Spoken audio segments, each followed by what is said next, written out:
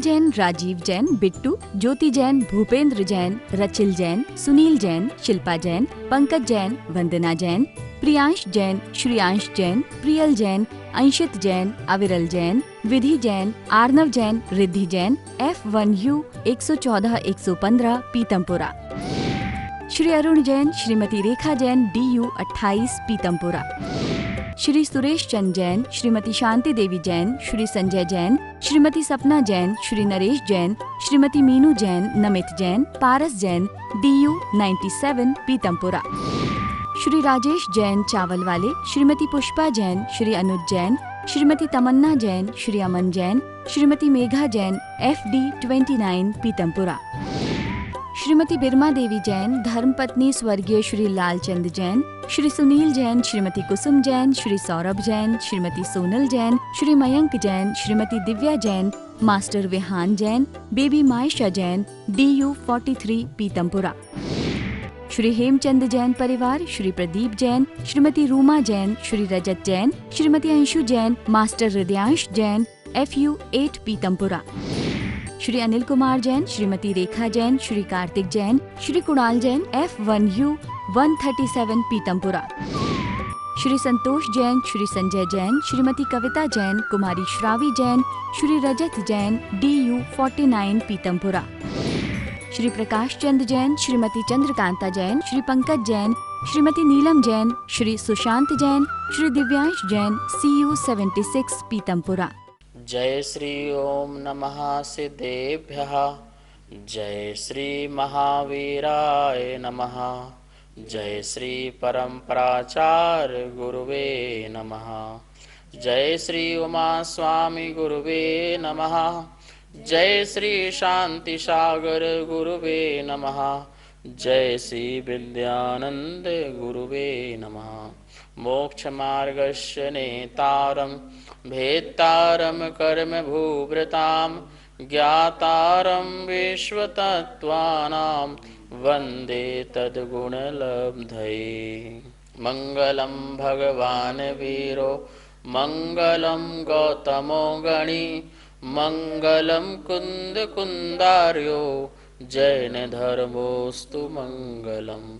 तत्वार सूत्र परम मांगलिक ग्रंथ है, आत्म कल्याणकारी ग्रंथ है। इस ग्रंथ को पढ़ने से हमारा आत्मोद्धार होगा, मोक्ष की प्राप्ति होगी। यह आचार्य कुंद कुंद के पट्ट शिष्य आचार्य उमा स्वामी द्वारा यह लिखा गया है विक्रम की प्रथम शताब्दी में। इसकी शैली जो है वो सूत्रात्मक है और भाषा जो है वो संस्कृत है। अनेक आचार्यों ने इस पर टीकाएं लिखी हुई हैं, भाषा वचनिका आदि विद्वानों ने लिखी हुई हैं। 10 अध्यायों में विभाजित है और जिसमें 7 तत्वों का वर्णन है। हम सभी लोग प्रथम अध्याय पढ़ रहे थे और उसमें सम्यक दर्शन का वर्णन हो गया था, सम्यक ज्ञान का वर्णन चल रहा था। सम्यक ज्ञान में भी मति ज्ञान, शुद्ध ज्ञान को हमने समझा था और अवधि ज्ञान का विषय चल रहा था। अवधि ज्ञान जैसा बताया था कि द्रव्य क्षेत्र काल भाव की मर्यादा लिए हुए इंद्रिय और मन की सहायता के बिना ही जो रूपी पदार्थों को और संसारी जीवों को जो जानता है, जिनके ज्ञान में मर्यादा लिए हुए जानता है, उसे अवधि ज्ञान कहते हैं। इस अवधि ज्ञान के हम सब लोगों ने भेद और प्रभेद समझने थे। यह भाव प्रत्यय नाम का जो अवधि ज्ञान है वो देव नारकियों को होता है। हम सभी लोग इसमें जो सूत्र आया हुआ है भाव प्रत्यय नाम का, उस सूत्र को एक बार देखते हैं। और दूसरा सूत्र और है क्षयोसा निमित्तक वाला। इस प्रकार 2 सूत्रों के माध्यम से इसको अपन समझते हैं। हम सभी लोग 21वां और 22वां नंबर जो सूत्र है अवधि ज्ञान के विषय के ऊपर है, इसका एक बार उच्चारण करते हैं और फिर इसके भेद प्रभेदों के अर्थों को अच्छी तरह से समझते हैं। एक बार हम बोलेंगे, पुनः सभी आप लोग बोलेंगे। भव प्रत्ययोर वधिर देवनारकाणाम, भव प्रत्ययो वधिर देवनारकाणाम। 22वां नंबर है क्षयोपशम निमित्तः, क्षयोपशम निमित्तः षट् विकल्पः शेषाणाम, क्षयोपशम निमित्तः षट् विकल्पः शेषाणाम। अब इसका अपन बोर्ड के माध्यम से दोनों का अर्थ समझते हैं। पहले अध्याय का 21 नंबर सूत्र जो अपन ने कल भी पढ़ा था और आज पुनः पढ़ रहे हैं। भव प्रत्ययो बधिर देव का देव नारकाणाम। इसको भव प्रत्ययो, प्रत्यय मतलब कारण, भव मतलब जीवन, संसार जीवन ही जिसका कारण हो, ऐसे देव और नारकियों को अवधि ज्ञान होता है। अब 22वां नंबर सूत्र देखते हैं। पहले अध्याय का 22वां नंबर सूत्र क्षयोपशम निमित्तः। कैसे पढ़ेंगे? क्षयोपशम निमित्तः, विसर्ग भी है, विसर्ग का ध्यान रखेंगे। षड षड विकल्पः, यहाँ भी विसर्ग है। षड विकल्पः शेषाणाम। क्या है? शेषाणाम। क्षयोपशम निमित्तः षड विकल्पः शेषाणाम। अर्थ क्या हुआ?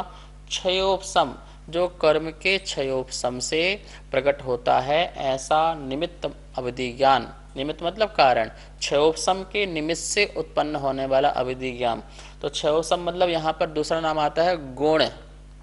गुण और निमित्त मतलब प्रत्यय। जैसे पहले आया था प्रत्यय, भाव प्रत्यय, तो निमित्त बोलो, प्रत्यय बोलो, हेतु बोलो, साधन बोलो, ये सब एकार्थवाचक हैं।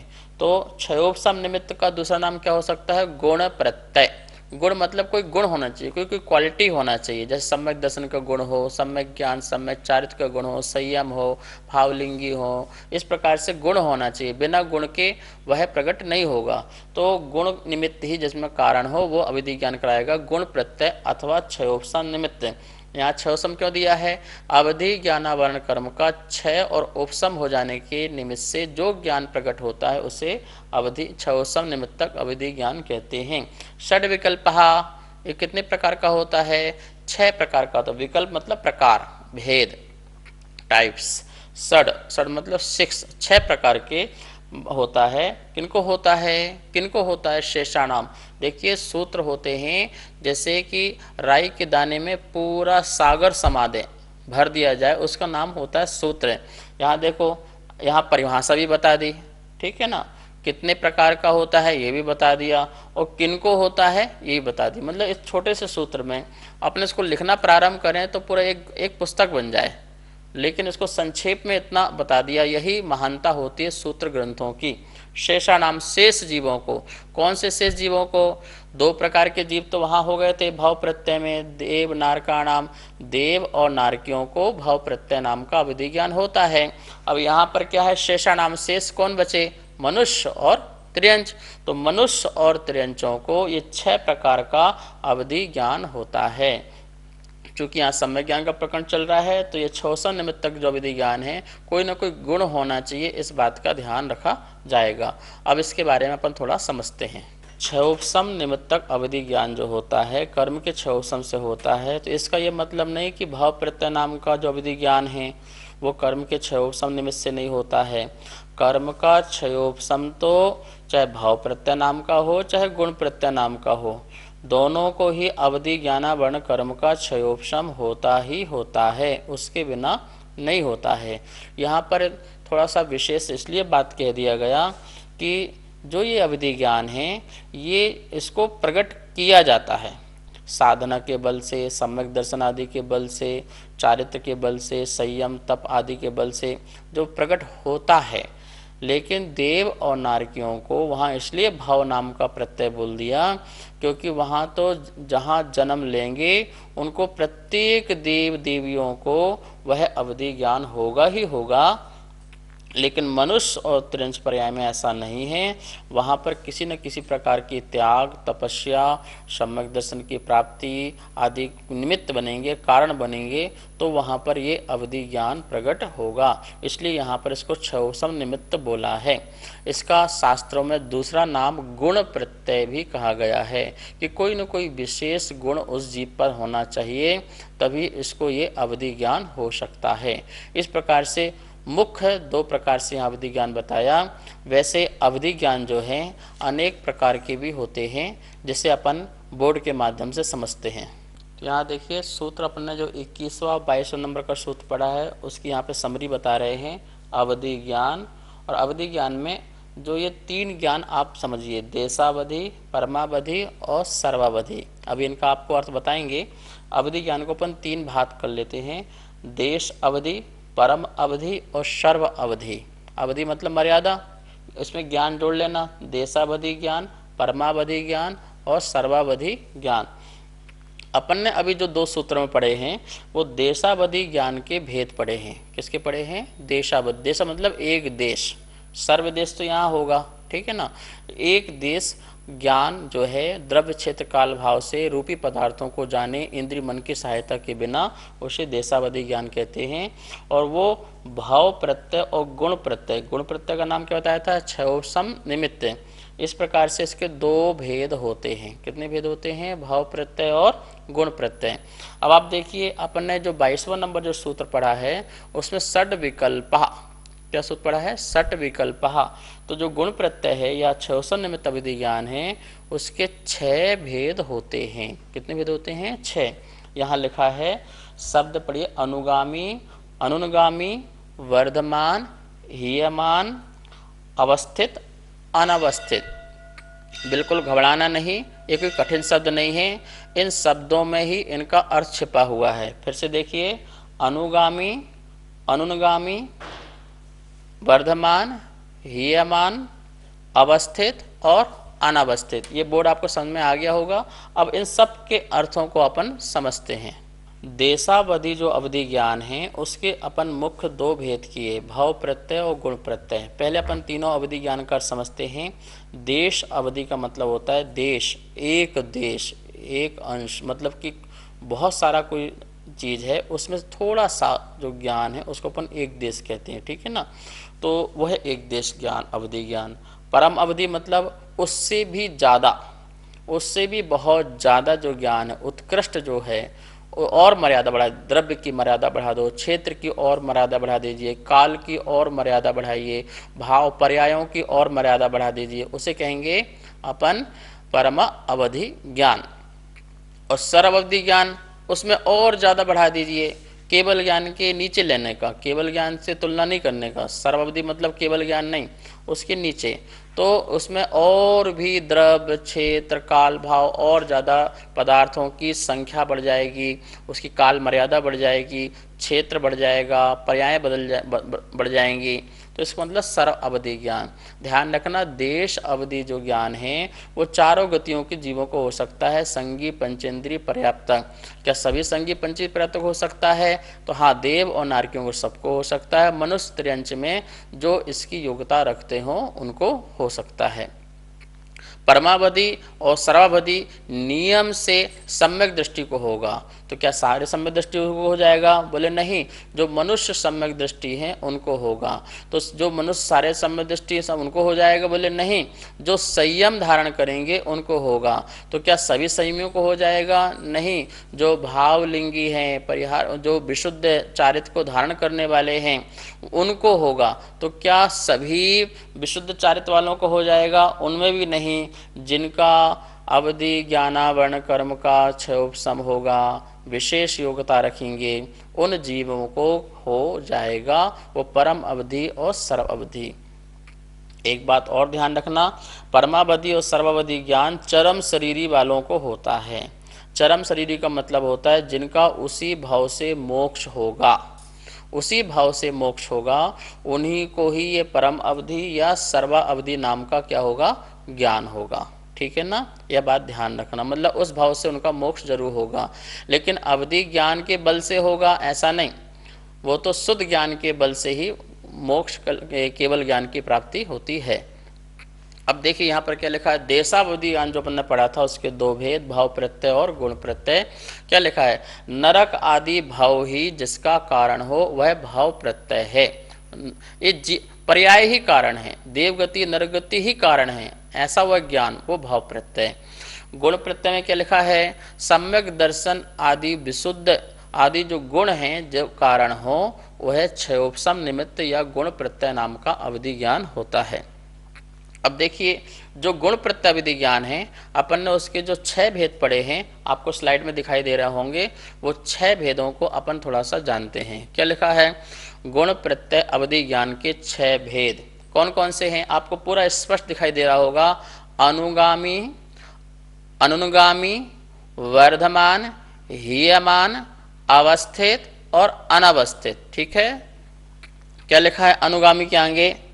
अनुगामी का अर्थ होता है पीछे पीछे जो चले। अनुगामी का अर्थ क्या होता है? पीछे पीछे चलने वाला।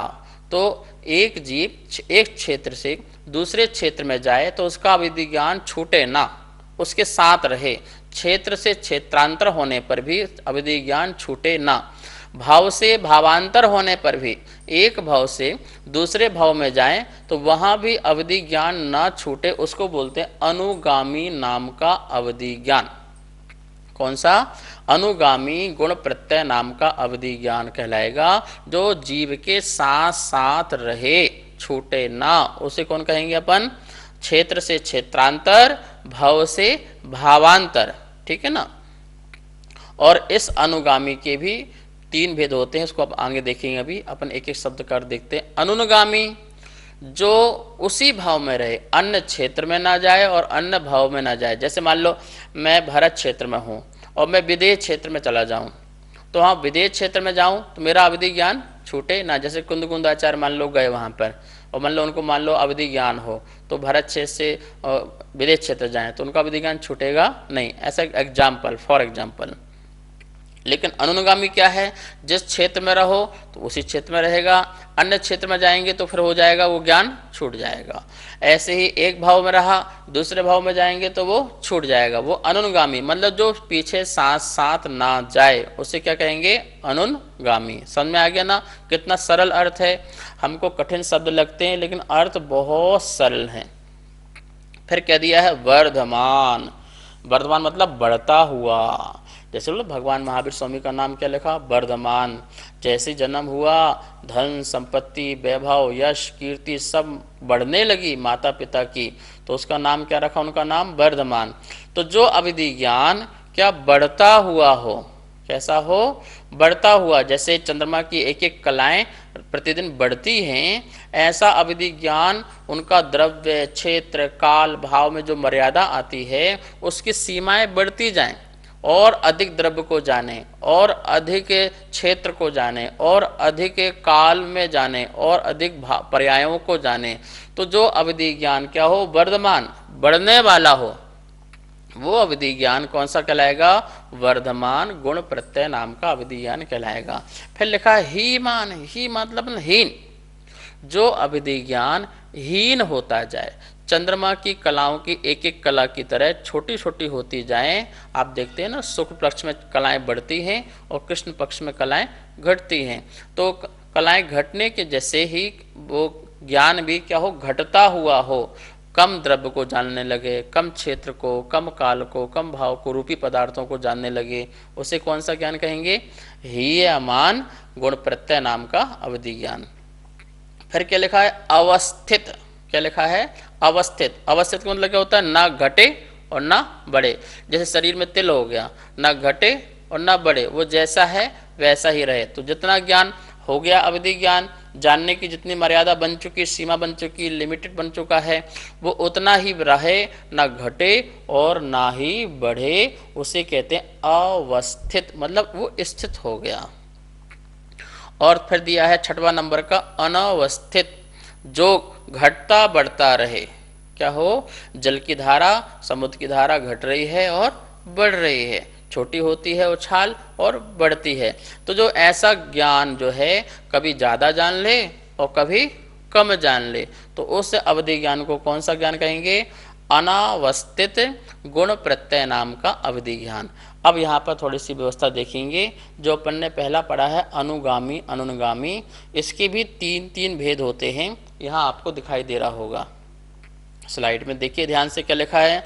अनुगामी गुण प्रत्यय अवधि ज्ञान के भेद। तो जो पहला नंबर का जो अनुगामी है उसके अपन ने तीन भेद करते हैं: क्षेत्रानुगामी, भव अनुगामी और उभय अनुगामी। जो मैंने आपको अर्थ सिंपल समझा दिया है, एक क्षेत्र से दूसरे क्षेत्र तक साथ साथ जाए, उसे क्या कहेंगे? क्षेत्र अनुगामी अवधि ज्ञान। एक भाव से दूसरा भाव, मतलब अपना एक आयु समाप्त हुई, फिर दूसरी आयु चालू हो गई, देवगत अपन ने तुरंत से मनुष्य आ गया, मनुष्य से तुरंत चले गए, तो एक भाव से दूसरे भाव तक वो अवधि ज्ञान जाए, नष्ट ना हो, उसे भव अनुगामी अवधि ज्ञान कहेंगे। फिर क्या लिखा है, उभय अनुगामी। उभय अनुगामी में दोनों चीज, हम क्षेत्र में भी जाएं और दूसरे भाव में भी जाएं। जैसे हम भारत क्षेत्र में हैं और जन्म कहाँ पर हो जाए, विदेश क्षेत्र में जन्म हो जाए तो क्षेत्र चेंज हो गया और भाव भी चेंज हो गया। इस मनुष्य भाव से वहाँ पर जाके हम दूसरा मनुष्य भाव धारण कर लें। तो इस प्रकार से धारण करने पर, क्षेत्र भाव के बदलने पर भी जो ज्ञान नष्ट नहीं होता है उसे उभय अनुगामी कहते हैं। इस प्रकार से यहाँ पर यह व्यवस्था अपन ने समझी अवधि ज्ञान के बारे में और इसके भेद और प्रभेद के बारे में। नमोस्तु आचार्य श्री, नमोस्तु। क्या धर्म ध्यान करने के लिए क्या अवधि ज्ञान की जरूरत है? धर्म ध्यान करने के लिए अवधि ज्ञान की कोई जरूरत नहीं है, क्योंकि अवधि ज्ञान जो है मात्र रूपी पदार्थों को जानता है और पर को जानता है, ठीक है ना। और धर्म ध्यान करने के लिए हमें स्व चाहिए, स्व ज्ञान चाहिए है। तो हम स्व ज्ञान के बल से अर्थात श्रुत ज्ञान के बल से धर्म ध्यान कर सकते हैं, श्रुत ज्ञान के बल से कर्मों की निजरा कर सकते हैं और शुद्ध ज्ञान के बल से ही मोक्ष होता है।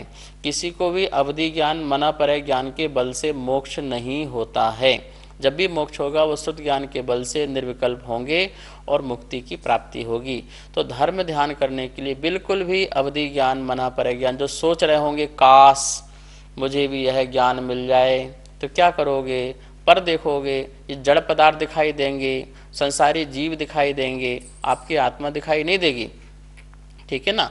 हाँ, ये हो सकता है कि अवधि ज्ञान जो है वो मोक्ष मार्ग में सहायक हो सकता है, अन्य जीवों के लिए भी सहायक हो सकता है। उसके माध्यम से हम अनेक चीज जान सकते हैं, लेकिन कल्याण में बाधा है। अवधि ज्ञान लगाए हुए रहते अवस्था में हमें मुक्ति की प्राप्ति कभी भी नहीं हो सकती, क्योंकि इसमें हमको उपयोग लगाना पड़ेगा कि अब मैं किसी के बारे में सोचूं तो पर के बारे में सोचना पड़ेगा। इसलिए वो हमारे लिए सहायक बन सकता है। हम अपने भाव देख लें, दूसरे के भाव देख लें, हमें बैराग हो जाए, दूसरों को बैराग हो जाए, और इसके बाद उस अवधि ज्ञान को हटा करके फिर शुद्ध ज्ञान के बल से चिंतन मंथन मनन करें, तो ऐसा सहयोग कर सकते हैं। लेकिन हम अवधि ज्ञान प्रकट करें तब मुक्ति होगी, ऐसा नहीं है। इसलिए धर्म ध्यान के लिए बिल्कुल भी आवश्यक नहीं है अवधि ज्ञान। आचार्य श्री नमोस्तु, सर्वावधि ज्ञान और केवल ज्ञान में क्या अंतर है? सर्वावधि और केवल ज्ञान, इसमें बहुत अंतर है। लोग समझते सर्वावधि मतलब सर्व लग गया तो सबको जानने वाला ज्ञान हो गया, इसका मतलब सर्व का नहीं है। सर्वावधि ज्ञान और केवल ज्ञान में बहुत अंतर है, समझिए।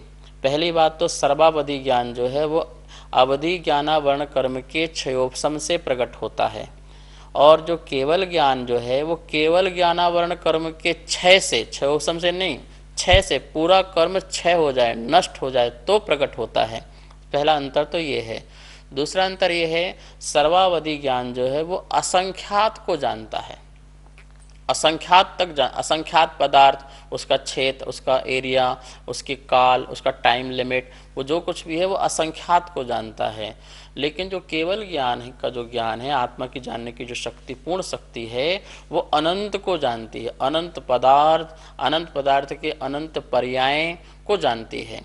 और जो सर्वावधि ज्ञान है वो सीमित पर्याय को जानता है, और जो केवल ज्ञान है वो असीमित पर्यायों को अर्थात सभी पर्यायों को जानता है।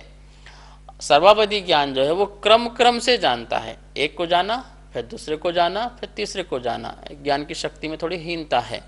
लेकिन केवल ज्ञान अक्रम से, युगपद, एक साथ सभी द्रव्य एक साथ झलक जाएं, उनके अनंत भाव आगे के, अनंत भाव पीछे के, सभी चीजें एक साथ दिख जाएं, उसे केवल ज्ञान करते हैं। एक अंतर और है जो महान अंतर है, सर्वावधि मात्र और मात्र रूपी पदार्थों को जानता है, जो हमारे इंद्रियों को पकड़ में आता है, ऐसे रूपी पदार्थों को जानता है। जैसे पुद्गल द्रव्य है या संसारी जीव, शरीर सहित जीव है उनको। लेकिन जो अरूपी हैं, जो स्पर्श रस गंध वर्ण से रहित हैं, जो शुद्ध आत्माएं हैं, आकाश है और धर्म अधर्म द्रव्य है, काल द्रव्य है, इन अरूपी द्रव्यों को नहीं जान पाता। तो केवल ज्ञान रूपी और अरूपी दोनों प्रकार के द्रव्यों को जानता है, लेकिन सर्वावधि जो ज्ञान है ऐसे मुनिराज जो हैं वो सिर्फ और सिर्फ रूपी पदार्थों को जानते हैं। इस प्रकार से अपन ने देखा कि सर्वावधि ज्ञान और केवल ज्ञान में महान अंतर है। ये सारी बातें जो हैं हमारी ज्ञान की विशिष्टता बता रहे हैं, हमारे आत्मा में कितना ज्ञान है कि हम क्या क्या जान सकते हैं, इतनी शक्ति इतनी पावर हमारे आत्मा में होती है। महानुभाव, यहाँ पर अपन अवधि ज्ञान के बारे में पढ़ा, तो इसको अपन जो पिछला सूत्र अपन ने पढ़ा था पदार्थों को जानने के उपाय, तो निर्देश, स्वामित्व, साधना, अधिकरण, स्थिति और विधान, इन 6 बातों से अपन हर चीज़ को घटित कर सकते हैं। जैसे अपन को अवधि ज्ञान के बारे में बताना, तो निर्देश सबसे पहले क्या होता है, निर्देश अवधि ज्ञान जो मन इंद्रिय सहायता के बिना आत्मा से डायरेक्ट होता है, द्रव्य क्षेत्र काल भाव की मर्यादा लिए उसे अवधि ज्ञान, ये निर्देश हो गया, हमने परिभाषा बता दी। फिर स्वामी, चारों गति के जो पंचेंद्रिय संगी पर्याप्तक जीव हैं उनमें से जिनमें योग्यता हो वो इसके स्वामी हैं, तो ये स्वामी हो गया। निर्देश, स्वामित्व, साधन, साधन मतलब उत्पत्ति, तो उत्पत्ति में भाव प्रत्यय नाम का और जो है गुण प्रत्यय नाम का, ये 2 प्रकार का उत्पत्ति में साधन। और दूसरा क्या है, जीव का क्षयोपशम, अवधि ज्ञानावरण कर्म का क्षयोपशम होने पर ये उत्पत्ति के इसके साधन हैं। बाह्य साधन में इसकी अन्य योग्यताएं हैं। निर्देश, स्वामित्व, साधन, अधिकरण, आधार, इस अवधि ज्ञान का आधार क्या है, तो जीव स्वयं इसका आधार है। अंतरंग, बहिरंग आधार क्या है, ये पूरा का पूरा जो 3 लोक है, इस 3 लोक में जो तृष्ण नाड़ी है, जहाँ तृष्ण जीव पाए जाते हैं, अर्थात चारों गतियों में ये अवधि ज्ञान पाया जाता है। तो ये हो गया और बाह्य आधार हो गया। इसके बाद है स्थिति, इसकी मर्यादा क्या है, तो कम से कम अंतर मुहूर्त मर्यादा है और अधिक से अधिक जब तक इसको केवल ज्ञान की प्राप्ति ना हो जाए तब तक इस जीव के पास वो अवधि ज्ञान रह सकता है। ये उसकी अपनी एक स्थिति हो गई, टाइम पीरियड हो गया। फिर विधान, विधान मतलब भेद, तो अवधि ज्ञान के कितने भेद हैं, तो जैसे मैंने आपको बताया था 3, देशावधि, सर्वावधि और परमावधि, ये 3 भेद हैं। देशावधि के 2 भेद, गुण प्रत्यय और भाव प्रत्यय। इसके भी भाव प्रत्यय, गुण प्रत्यय में भी 6 प्रकार का, अनुगामी, अनुगामी, वर्धमान, हीमान, अवस्थित और अनवस्थित, इस प्रकार से इसके विधान। ऐसे हम इस अवधि ज्ञान को ऐसा जान सकते हैं। अब शेष विषय जो है अगली क्लास में चलेगा। अब हम सब लोग मिलकर के जिनवाणी स्तुति करते हैं। अब हम सब लोग जिनवाणी स्तुति करेंगे। जा वाणी के ज्ञान से सूझे लोकालोक, सो वाणी मस्तक धरो सदा देत हो धोक। हे जिनवाणी भारती तो हे जपो दिन रेन, जो तेरा सरना धरे सो पावे सुख चैन। सभी को बहुत बहुत मंगल आशीर्वाद। सुनीत जैन, नीरज जैन, विभोर जैन, इति जैन, सर्वांग जैन, चारू जैन, गौरव जैन, दर्श जैन, अनिकांत जैन, कोकिला जैन, कनिका जैन, गौरव जैन, अर्घ्य जैन, नितिका जैन, मयूर जैन, पर्व जैन, अदिति जैन, सामवेद, तिलका देवी जैन, मनोज जैन, उषा जैन, सुनीत जैन, नीरज जैन, अनिकांत जैन, कोकिला जैन, राजीव जैन, वंदना जैन, राजीव जैन, वंदना जैन, वरुण जैन, पूजा जैन, वाणी जैन, श्रीमती कमलेश जैन, धर्मपत्नी स्वर्गीय श्री श्रीपाल जैन, परिवार QU 149C, पीतमपुरा, दिल्ली। श्रीमती आशा जैन, धर्मपत्नी श्री सुखमाल चंद जैन, चावल वाले। श्री रवि जैन, श्रीमती डिम्पल जैन, श्री अमित जैन, श्रीमती मीतू जैन, श्रेय जैन, अर्पित जैन, कनिका जैन, आदित्य जैन, FU 71, पीतमपुरा, दिल्ली। श्रीमती केला जैन, श्री जगदीश राय जैन, श्रीमती उषा जैन, श्री कुलभूषण जैन, श्रीमती प्रीति जैन, श्री संजय जैन, मोनाल जैन, हाद्विक जैन, साक्षी जैन, DU 5, पीतमपुरा, दिल्ली। श्री संजय जैन, श्रीमती रचना जैन, श्री सक्षम जैन, श्री उत्कृष्ट जैन, श्री दीपक जैन, श्रीमती स्वाति जैन, उन्नति जैन, आगम जैन, F1U1, पीतमपुरा। श्री अजय कुमार जैन, श्रीमती सुमन जैन, श्री अभिषेक जैन, श्रीमती दिव्या जैन, मास्टर लवित जैन, BU 101, पीतमपुरा।